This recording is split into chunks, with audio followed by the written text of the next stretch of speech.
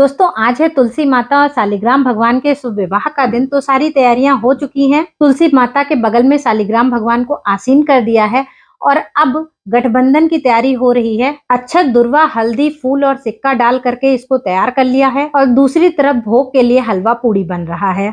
दीपक जलाने के साथ ही विवाह की रस्में शुरू हो चुकी हैं। सबसे पहले कराया शालिग्राम भगवान को और तुलसी माता को स्नान, पहले गंगा जल से और फिर दूध से, और उसके बाद हाथों से बना हुआ लहंगा और चुनरी उड़ा करके उनका श्रृंगार करना शुरू किया है। तुलसी माता को लहंगा चुनरी पहनाने के बाद शालिग्राम भगवान को भी तैयार किया है पीले वस्त्रों में। और उसके बाद अब बारी है तुलसी माता को मेहंदी लगाने की, आलता लगाने की, फिर बिंदी और एक एक कर श्रृंगार का सारा सामान तुलसी माता को चढ़ाएंगे।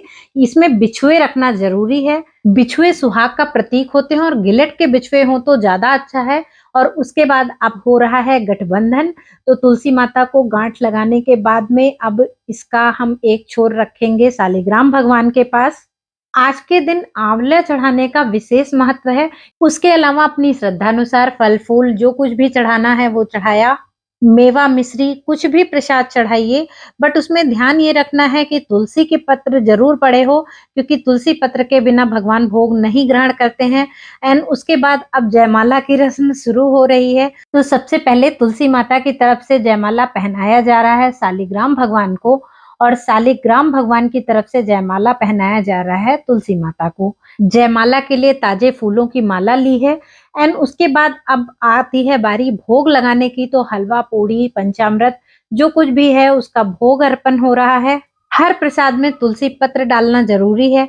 और पूरा भोग अर्पण करने के बाद अब बारी आती है तांबुल यानी कि पान को अर्पण करने की। शालिग्राम भगवान और तुलसी माता दोनों को ही तांबुल अर्पण करने के बाद बारी आती है नेग निछावर देने की। एंड उसके बाद में अब सिंदूर लगाने के साथ ही यह विवाह संपन्न होता है। आप सभी को तुलसी विवाह और देव उठावनी एकादशी की बहुत बहुत बधाइयां। तुलसी माता और शालिग्राम भगवान की कृपा सदैव सदैव आप पर बनी रहे। नारायण नारायण